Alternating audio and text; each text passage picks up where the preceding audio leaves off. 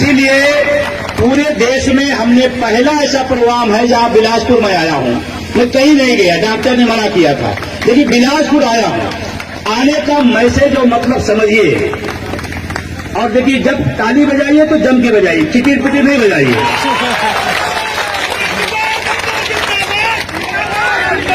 2004 में पेंशन बंद की गई। 2004 में पेंशन बंद की 10 साल लोग ऐसे चिटी पिटी बताते रहे तो पेंशन मुद्दा नहीं बन पाया। आज देश का सबसे बड़ा मुद्दा पुरानी पेंशन बना है, तो एनएमओपीएस और आप सहयोगियों के आपके लिए महत्वपूर्ण क्या है? कितने लोग यूपीएस का समर्थन करते हैं? यूपीएस का कोई एक व्यक्ति, रेल के लोग हैं, ऐसा तो नहीं दूसरे लोग हैं? नहीं, लोग बताते फर्जी लोग आ रहे हैं विजय बंधु के साथ में। आप रेल के ही कर्मचारी हैं ना? क्या यूपीएस का समर्थन कोई करता है? ओपीएस कितने लोग चाहते हैं? और आपका एक नेता घूम घूम के बता रहा है यूपीएस अच्छी है। 72 साल का बूढ़ा ओपीएस का मजा ले रहा है, मलाई खा रहा है, और हमें कह रहा नौजवानों को आप चटनी खाओ। सोचने वाली बात है। मतलब जो खुद ओपीएस का आनंद ले रहे हैं वो यूपीएस की तारीफ कर रहे हैं। ऐसे लोगों को रेल से बेदखल अगर आप नहीं करेंगे, आपका बुढ़ापा नरक हो जाएगा। ये बात जब मैं बोलता हूं तो बहुत बड़ी दुश्मनी लेता हूं, बहुत बड़ी दुश्मनी, क्योंकि बहुत ताकतवर लोग हैं, सत्ता के नजदीक लोग हैं, संसाधनों से मालामाल हैं, लेकिन हम मजदूरों की बात छत्तीसगढ़ में इस बिलासपुर में करने आए हैं, और हम मजदूरों के साथ पहले भी और आज भी खड़े हैं। आपसे एक निवेदन है, मैं साफ साफ कहना चाहता, दोनों मान्यता प्राप्त लोगों ने इस देश के नौजवानों के साथ कुठाराघात किया है। दोनों मान्यता प्राप्त, भ्रम में न रहिएगा। बातें चाहे जो हो रही, लेकिन मैं आपको बता रहा हूं, दोनों प्रधानमंत्री के बगल खड़े होकर साल उड़ा रहे थे। वो साल उनको उड़ा रहे थे और इन नौजवानों के बुढ़ापे को एक नई चादर पर दफन कर रहे थे। ये यूपीएस है, ये यूपीएस है। कुछ लोग उनके लोग हमारे बात संपर्क में आते हैं, सर मैं उनके साथ उनके संगठन में हूं, लेकिन मेरे बेटा ने गड़बड़ किया है। तो मैं उनसे सवाल करना चाहता हूं, आपके पिता आपको घर में थाली में खाना देने के बाद उसमें आपके सामने जहर डाल दें और पिताजी कहें खा लो, आप खाओगे? माताजी कहें खा लो, खाओगे? क्योंकि आपको पता उस थाली में जहर है। हम माँ बाप की बात अपने जीवन के लिए काट देंगे, तो संगठन और बुढ़े नेताओं की क्या औकात है जिनकी बात हम नहीं काटेंगे। हमारे साथ कुठाराघात हुआ है, देश के लाखों कर्मचारियों के साथ कुठाराघात हुआ है। एनपीएस बुरी थी, यूपीएस महाबुरी है। यूपीएस एनपीएस घोटाला था, यूपीएस महाघोटाला होगा। हमें इसे स्वीकार नहीं करेंगे। और जो हमारे बीच में तारीफ करने आएगा उसे पहला सवाल करना, आप ले रहे हो क्या? आप लोगे क्या? जो नेता भाषण दे रहे हैं, एक बार मेरे साथ डिबेट में बैठे थे, टीवी डिबेट में, हमने इतना ही पूछा, एनपीएस जब लागू हुआ तो कौन संगठन का नेता उसमें सिग्नेचर किया? ट्रस्टी कौन था? एनपीएस आया, 20 साल हमारे बीच में रहा, उसका ट्रस्टी कौन था? यही मान्यता प्राप्त के लोगों थे। फिर कहते हैं अरे अखंड भारत, अखंड रेलवे कर्मचारी कोई मान्यता प्राप्त है? हाँ सही बात है, हम मान्यता प्राप्त नहीं है, अच्छी बात है, क्योंकि चंद्रशेखर और भगत सिंह भी अंग्रेजों से मान्यता प्राप्त नहीं थे, इसलिए देश आजाद हो गया, इसीलिए आजाद हो गया। अगर चंद्रशेखर भगत सिंह भी एक सरकारी गुलाम मान्यता प्राप्त होते तो देश आजाद। मेरे ऊपर आरोप लगाते एक शिक्षक रेल का नेता बन रहा है, जॉर्ज फर्नांडिस का नाम सुना है? और तमाम ऐसे लोग थे जो रेल के साथ खड़े हुए, उन्हीं की यूनियन के लोग, उन्हीं की यूनियन के जेपी साहब अध्यक्ष थे, उनके संगठन के अध्यक्ष थे। तब आप ये बात नहीं कही, तब तो गौरव की बात कर रहे हैं। भगत सिंह पंजाब के थे, उन्होंने पूरे देश की लिए आजादी क्यों मांगी? पंजाब के मांग के उन्होंने कहा पूरा देश आजाद होना चाहिए, हमारा भाई कच्छ में है, चाहे जिस भी बात का होगा विजय बंधु उसके साथ खड़ा नजर आएगा। यूपीएस को आप मोटा मोटा समझिएगा। यूपीएस क्या है? एक टैगमैन है, एक लोको पायलट है, एक जो भी रेल का विभाग का कर्मचारी छोटा सा छोटा होगा उसकी 25,000 30,000 तनख्वाह है, 40 साल अगर नौकरी करेगा 10% के हिसाब से देख लेगा 30,000 तो 3,000 रुपए 10% कटेगा। 40 साल करेगा 30-40 लाख रुपए उसका हो जाएगा। यूपीएस में क्या कहा गया कि 10% हम रख लेंगे, उसके बदले क्या देंगे? आपके लास्ट वेतन का 6 महीने का वेतन दे देंगे। 1 लाख आपका वेतन होता तो आपका 6 लाख हुआ और आपका टोटल 10% जिंदगी कितना हुआ? 30 लाख। 30 लाख रख करके 6 लाख पकड़ा दे रहे हैं और करे ताली बजाओ, मास्टर स्ट्रोक मारा है हमने। ये मास्टर स्ट्रोक है। और इसलिए मैं बात कहने आया हूं, रेल में भी जो लोग आए हैं, हम लोग गरीब गुरबा किसान मजदूर घर से आए हैं, या कोई करोड़पति का बेटा नहीं है, या कोई सांसद विधायक और मंत्री का बेटा नहीं है। हम सब किसान मजदूर घरों से आए हैं। हमारे लिए नौकरी कितनी अहम है हम जानते हैं। और अगर आपको न विश्वास हो तो आप बताना चाहता हूं, आप अपनी नौकरी को अपने जीवन से थोड़ा हटाइए, अलग कर दीजिए और फिर देखिए अपनी स्थिति क्या है। मैं सच बताऊं, जहां हमारे आपके माँ बाप थे उससे भी 10 गुना पीछे चले जाएंगे, क्योंकि उनके पास 5 भाई थे, 5 भाई 10 बीघा थे, 2 बीघा खेत था। हम 3 भाई हो गए, 1 बीघा भी खेत नहीं होगा। अगर नौकरी नहीं होगी तो हमारी लाइफ स्टाइल जो आज भी थोड़ी बहुत है वो बेकार हो जाएगी। वर्तमान सरकार नौकरी नहीं देना चाहती, वर्तमान सरकार नौकरी विरोधी है। मैं खुल्ला इस रेलवे के कैंपस में कह रहा हूं, क्योंकि 3 लाख से ज्यादा पद रेलवे में खाली है। अगर वो 3 लाख पद भरे जाते, हमारे भाई का, हमारे गांव का, हमारे चपरासी का कोई न कोई बेटा 3 लाख पदों पे आता, उसकी भी अच्छी जिंदगी जीती। विधायक और सांसद का 1 सीट खाली हो, बता दीजिए, 1 सीट खाली हो। अभी चुनाव हुआ था लोकसभा का 543 सीटों का, सारी सीटों का चुनाव, एक साथ खाली नहीं है। आपकी 1 सीट खाली नहीं हो सकती। हमारे नौजवानों के 3-3 लाख पद से भी खाली है, 3 लाख पद खाली है। इसका क्या मतलब कि 3 लाख परिवारों में जो उजाला आता वो अंधेरे में जी रहे हैं। और तब जब सड़कों पर रोज बेरोजगार लोगों की लाइन लगी है तब पद खाली है। रोजगार विरोधी सरकार है और मान्यता प्राप्त संगठन उनके दरबारी लोग हैं।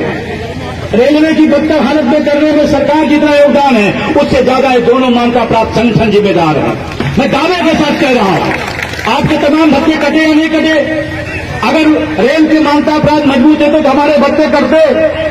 17 महीना का जो भत्ता, जो डीए हमारा, और उस दौर में जब पूरी दुनिया सन्नाटे में घरों में थी तो हमारा लोको पायलट ट्रैकमैन लाइन पर चल रहा था।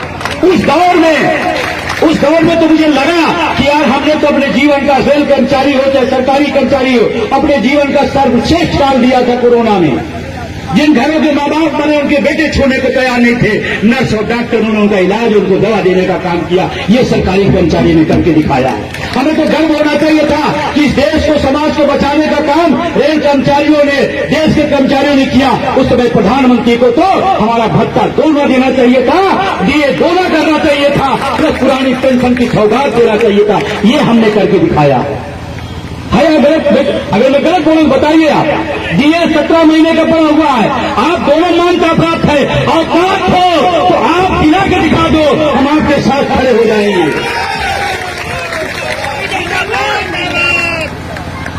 पिछले 20, 25, 30 सालों से रेल बदहाल पहुंच गया। मैं आपको बताना चाहता हूं, जब तमाम कर्मचारी नेता और तमाम विभाग के लोग लड़ते थे तो रेल की तरफ देखते थे। रेल के लोग अगर हम कार्ड भर देंगे हमें भी मिल जाएगा, ऐसी भावना आपने भी सुना होगा। रेल खड़ा हो जाएगा तो देश खड़ा हो जाएगा।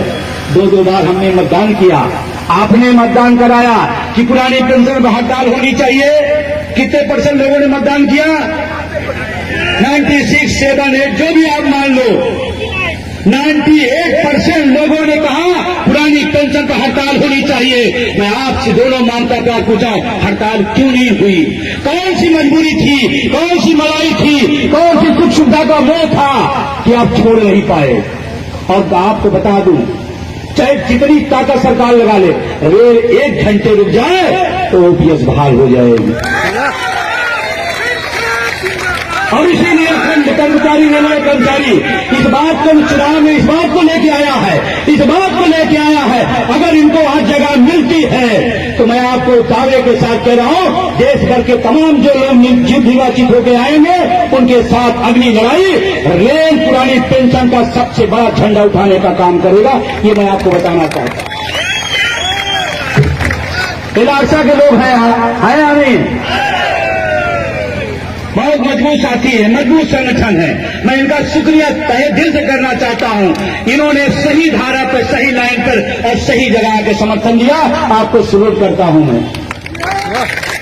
और तमाम हमारे जो तमाम हम नाम ना ले पाए तो आप भूलिएगा नहीं कि मैं नाम गांव काउंसिल है, ट्रेकमैन है, जो भी साथी हैं, जो भी समर्थन दिया, मैं सबको धन्यवाद देना चाहता हूं। नाम छूट जाए तो चिंता न करना।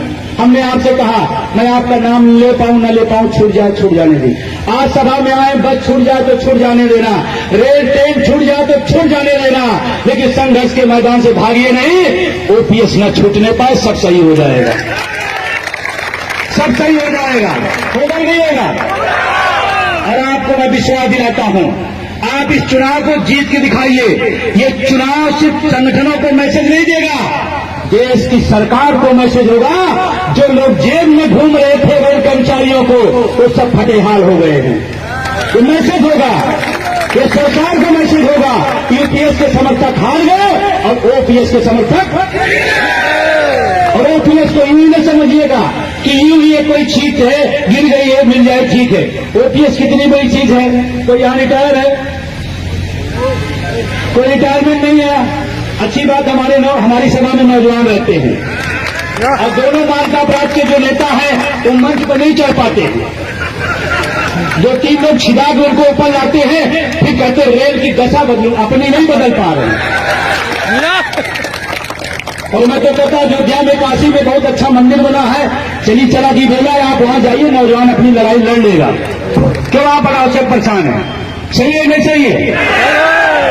अब आपसे एक बात और कहना चाहता हूं, चुनाव और आंदोलन थोड़ा अलग अलग होता है, इस बात को जरूर ध्यान रखिएगा आप, क्योंकि वो साधन संपन्न लोग हैं और 2 ही नहीं हैं। हाँ, छूट जा रहा तीसरा डायरेक्टर, 2 एक्टर है, डायरेक्टर है, 2 एक्टर आगे रहते हैं, डायरेक्टर पीछे से करता है, जो सरकार का भाग है या नहीं है? समझ गए क्या? बिलासपुर वालों बहुत समझदार हो भाई। हाँ, 2 एक्टर 1 डायरेक्टर, वो पीछे से डायरेक्शन दे रहा, ऐसे करो ऐसे करो, और सरकार की मंशा खुद है ये दोनों हारे, जो डायरेक्टर है वो एक्टर बन जाए। ये है खेल। इसीलिए चाहे उसके साथ जाए चाहे उसके साथ, तीनों मजदूर विरोधी हैं, तीनों मजदूर विरोधी है। अगर मजदूरों के साथ होते तो यहां होते। दूसरी बात आपसे कहना चाहता हूं, पेंशन को यूं ही न समझिएगा, पेंशन बहुत बड़ी चीज है। हम जैसे किसान गरीब घर के बेटे के लिए बहुत बड़ी। जब बुढ़ापा में बेटा बेटी साथ नहीं देगा तो पेंशन साथ देगी। और उस जमाने में जब आपका हाथ काम नहीं करेगा, आंख काम नहीं करेगी, आपका घर परिवार काम नहीं करेगा, उसी पेंशन की बदौलत आप आगे की जिंदगी बेहतर जिएंगे। ये है ओपीएस। 60 में बताना, टाइम होता तो मैं बहुत सारी बातें करने के मूड में था, लेकिन मेरी मजबूरी समझिए। और पिछले 3 दिन से मैं घर से निकला हूं, पिछले 3 दिन से लगातार रेल की कंपनी में हूं, जबकि मेरे लिए रिस्क भी है। एक तो गिफ्ट में हमने दुश्मन बड़ा पैदा कर लिया आपके साथ खड़े होकर के, और हम पूरे देश में हमारे नाम ले रहे हैं, वो विजय बंधु, वो विजय बंधु, वो विजय बंधु, पता नहीं क्या। हमने उनका दिल्ली वाला आवास कब्जा किया, जयमाला। वो विजय बंधु जब आएगी तो सरकार अपना काम करती है, तो कोई चिंता नहीं है। आवाज जा रही है ना, पीछे तक जा रही है ना, सड़क पे जा रही है ना। अरे विजय बंधु की आवाज दिल्ली तक जाती है, आप उसकी चिंता न करिए। तो दिल्ली में भी जयमाल लगाए थे, क्योंकि लाइव लोग यहाँ आए होंगे तो उन्होंने सूचना दिया कि विजय बंधु जी आ गए हैं। बात न पहुंचे पाए, सोशल मीडिया पे न जाने पाए। अरे लाइव के लोगों, याद रखना नौकरी आपकी है, आप सरकार की तरफदारी कर लेना, बुढ़ापे की लड़ाई आपकी हम सब मिलकर लड़ रहे हैं। आपकी भी लड़ाई है, लड़ रहे हमसे करते हैं। हेलो सर, लाइव से बोल रहा हूं, आज आप बिलासपुर है, हम है। अरे सर क्या बताएं, वो सूचना मांगी जाए, हमको सूचना सही से देना। कहीं नहीं सर, जितना रहता है उसका 2 गुना देता हूं, हम भी एनपीएस में हैं। उनका कद भी टूटता है। आप बस आपसे निवेदन जो कर रहे हैं स्पेशल, आपका चुनाव चिन्ह क्या है? क्या है? और कुर्सी के सामने टेबल अगर रखा रहता है तो खूबसूरत लगता है। इधर देखिए खूबसूरत लग रहा, उधर है नहीं है। और हम चाहते हैं कि उधर भी टेबल लगेगा ना? मेरा बीमारी की हालत में आना सार्थक करेंगे नहीं करेंगे? और नौजवानों डरना नहीं। कुछ लोग होते हैं तंत्र उनका कर्कश ऐसे होता है, वो डरवाते हैं, पोस्टिंग यहाँ कर देंगे, निलंबन कर देंगे, वेतन रोक देंगे। आज भी बहुत सारे लोगों को रोकने का प्रयास किया गया, आज भी किया गया, मेरे पास सूचना है बहुत लोगों को तमाम तरीके से। लेकिन ध्यान रखना, हम भगत सिंह के खून हैं, चंद्रशेखर के खून है, उस फौलादी सरकार खून लड़ा। तुम किस खेत की मूली हो? तुम्हारे से लड़ेंगे और जीतेंगे। भैया संघर्ष करो, भैया संघर्ष करो। आपसे एक निवेदन, आप अपना वोट दीजिएगा, आप अपना एक वोट दीजिए, इतने से काम नहीं चलेगा। आज 1 दिन 2 दिन 3 दिन जो बचे हैं, एक आदमी को फोन करिए, देश के किसी कोने में हो, जो जहां अपनी यूनिट लगाए उसके साथ बोलो कि भाई आप खड़े हो। टीम को छोड़ करके, एक डायरेक्टर और एक्टर को छोड़कर खड़े हो जाना। आप फोन करो, मैसेज करो, सोशल मीडिया पर लिखो, क्योंकि ये लड़ाई आपकी है। अगर आप चूके तो जो आज रेल का निजीकरण हो रहा है, पदों की समाप्ति हो रही है, भक्तों की समाप्ति हो रही है, पुरानी पेंशन जैसी मांग को ठुकराया जा रहा है। एनपीएस यूपीएस को किसी ने बहुत अच्छा कहा। मैं गांव में गया था, एक बूढ़े आदमी थे, मिल गए, पेंशन सुने आप लोग, लड़ाई आगे बढ़ गई। हाँ, हम कहीं बढ़ी तो, लेकिन आगे जो लड़ाई है वो भी और खराब कर दिया गया। तो उसने बहुत अच्छी बात कहा, यूपीएस आई है। कहा यूपीएस जानते क्या है बंधु जी? हम कहने बताइए। बाबू जी 80 साल के थे, रिटायर्ड आदमी थे। बोले ऊट पटांग पेंशन योजना है। कौन सी? ऊट पटांग पेंशन योजना। तो देश का आदमी स्वीकार करेगा क्या? मजे की बात, जो नेता लागू करवाया वो 4-4 पेंशन देता है, जो उसका सहयोगी संगठन रहा वो भी ओपीएस लेकर के 80 साल के 72 साल में मौत चल रहे हैं। लेकिन हमको कह रहे हैं, हमको समझा रहे हैं कि आप ले लो। ये ऊट पटांग पेंशन योजना हम नहीं लेंगे, ठीक है ना मेरी बात? तो आप आज से जुड़ जाइए, जो भी टाइम है, आप सारे लोगों को फोन मैसेज करिए, सोशल मीडिया लिखिए और ये जोन जीत के आइए। और जो आयोजक लोगों ने हमको बुलाया है, बहुत हमसे रिक्वेस्ट किया है, हमने उनसे पूछा कि मेरे आने का मतलब मेरी भी प्रतिष्ठा फंसी है। ऐसा तो नहीं है कि झंडा झुका देंगे अखंड कर्मचारी संघ का। उनका नहीं सर, ये जोन आपको हम जीत के दे रहे हैं, आप चिंता न करिएगा। भैया जिंदाबाद, भैया जिंदाबाद।